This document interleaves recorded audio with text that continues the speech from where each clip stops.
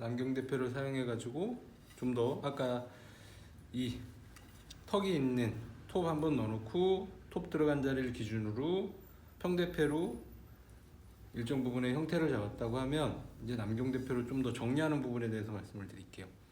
자, 아직까지는 여기서 이 부분까지는 아직 팔각형을 유지하고 있고요. 이 뒷부분도 이만큼은 아직 팔각형을 유지하고 있어요. 이 부분에 대해서는 이 부분 경계선이 있죠. 이 부분까지는 좀 이 남경대표를 활용을 해가지고 형태를 다듬어 주는 거죠. 아까 말씀드렸듯이 처음에 평대표로 어느 정도 형태를 잡는 게 좋다고 했던 거는, 자, 남경대표를 좀 서툴게 쓰게 되면 이 굴곡도 생기게 되고요. 이 형태를 일정하게 깎기가 쉽지 않을 거예요. 그래서 일정 어느 정도 형태 잡는 거는 남경대표보다는 평대표가 좋다고 말씀을 드리는 거고, 이렇게 해서 어느 정도 형태를 잡았다고 하면 아까 여기 팔각형이라고 그랬죠. 자, 이쪽 부분 같은 경우는 좀 남겨둬도 돼요. 왜냐면 여기를 정밀하게 어떤 일정한 직경을 가져야 되니까 그 직경은 여기 보이시는 이런 파이수가 있어요. 이런 파이수에 껴보면서 맞추는 게 훨씬 더 나을 수도 있죠. 아까 이 단면에다가 먹금을 넣어놨다고는 하지만 그 먹금에 맞춰서 일정 부분 깎고 정밀하게 맞춰 들어가는 부분들은 껴보면서 진행을 하는 게 훨씬 더 수월할 수 있다. 그래서 남경대표를 활용을 해가지고 만져보면서 굴곡이 있으면 그 부분들 좀 더 깎아주고, 그리고 1차적으로는 여기 부분 이 팔각형과 이 목봉의 연결 이 부분을 다듬어 주는 거죠.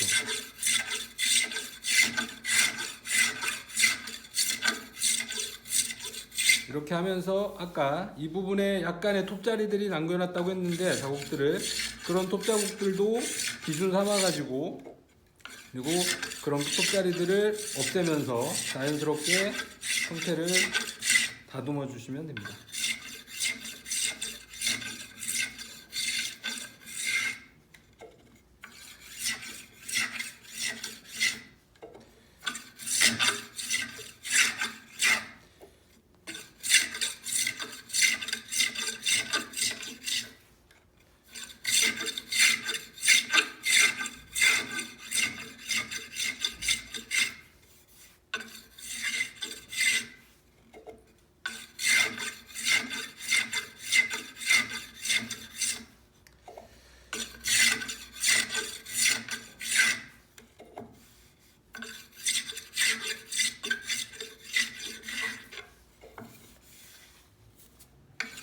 이런 식으로 말씀드렸던 이 팔각형과 이 부분과 이 목봉의 원형의 연결 부분들을 자연스럽게 다듬어 가지고 매끄럽게 마무리를 지었고요. 아직까지도 여기는 지금 팔각형이에요. 이 부분, 그리고 돌려 가지고 이 뒷부분도 여기 팔각형과 이쪽 부분이 연결되는 이 부분, 이 중간 부분은 아직 톱자리가 있을 수도 있다. 그 부분 감안해서 그 부분도 없애주고 자연스럽게 연결되는 부분들도 원형으로 가공을 해주는 거죠.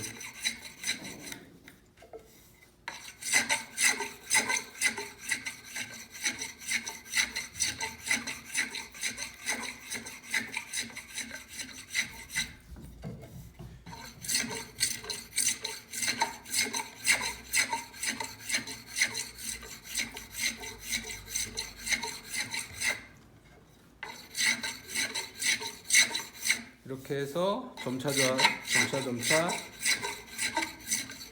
끝부분까지도 목봉 형태로 자연스럽게 가공을 해주시면 돼요.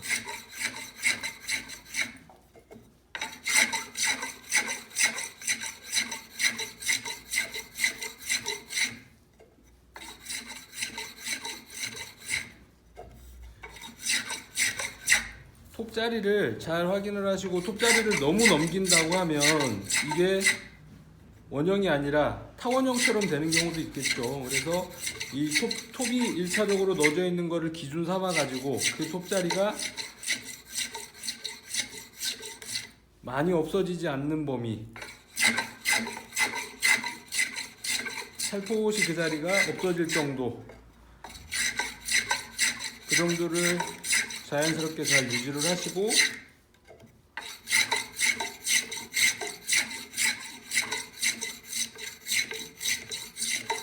형태를 잡아주시는 거죠. 그리고 저 같은 경우는 지금 얘를 목선반으로 진행을 한 게 아니고 이런 남경대패로 마무리를 할 거거든요. 그래서 마무리할 시에 어결 부분들이 나지 않게끔 대패를 좀 더 섬세하게 진행을 해주시면 이 전체적인 이 목봉의 느낌이 이 대패된 그 미세한 각들이 있겠죠. 대패 그 날에 그런 자국들이 남아서 촉감이 상당히 좋습니다. 손맛 나는 부분들. 자, 이렇게 해가지고 이 부분들을 깎아줬다고 하면 남경대패로 이 끝부분이 남았죠. 이 끝부분은 아직 또 팔각형이에요. 살짝 조금 깎인 부분도 있긴 하지만 이쪽 부분도. 그럼 이 부분들은 어떻게 작업을 하느냐? 남경대패로 깎을 수도 있긴 하지만 이 부분 같은 경우는 이렇게 작은 평대패로 활용하는 게 좋습니다. 왜냐면 이게 넓은 평대표면 이게 이쪽으로 올라타면서 여기가 많이 이렇게 각이 많이 죽게 되겠죠. 그래서 좀 작은 대표를 가지고 이 부분들을 이렇게 깎아 들어가는 거죠.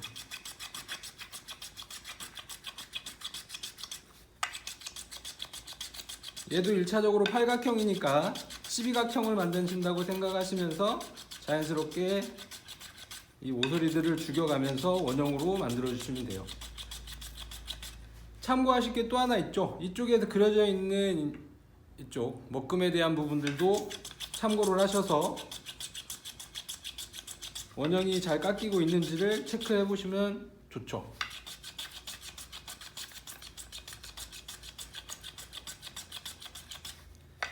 이렇게 해서 이 부분들을 깎아 주시면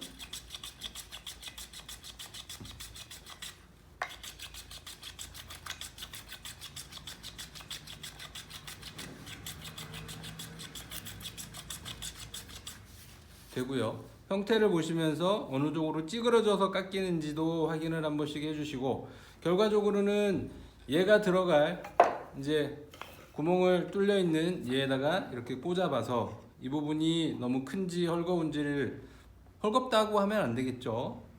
큰 거는 적당히 이제 얘를 조율을 하면서 저기에 꽉 맞아 들어갈 수 있게끔 진행을 해주시면 돼요. 이 밑부분도 마찬가지죠. 이 밑부분도 이 목봉 자체가 완벽하게 여기서부터 이렇게 일직선으로 끝나는 부분은 아니거든요. 얘도 마찬가지로 이렇게 일직선으로 끝나는 부분은 아니에요. 자연스럽게 여기서 일정 부분으로 갔다가 이렇게 넓어지면서 다시 이렇게 좁아지는 형태다 보니까 아까 말씀드렸죠. 넓은 대표를 활용하게 되면 안 깎이는 부분들이 많이 생기게 될 거예요. 그래서 좀 작은 대표를 활용해 주시면 이 형태를 그대로 유지하면서도 직선이 아니고 약간 곡선인 이런 형태들을 자연스럽게 깎아갈 수 있을 것이다.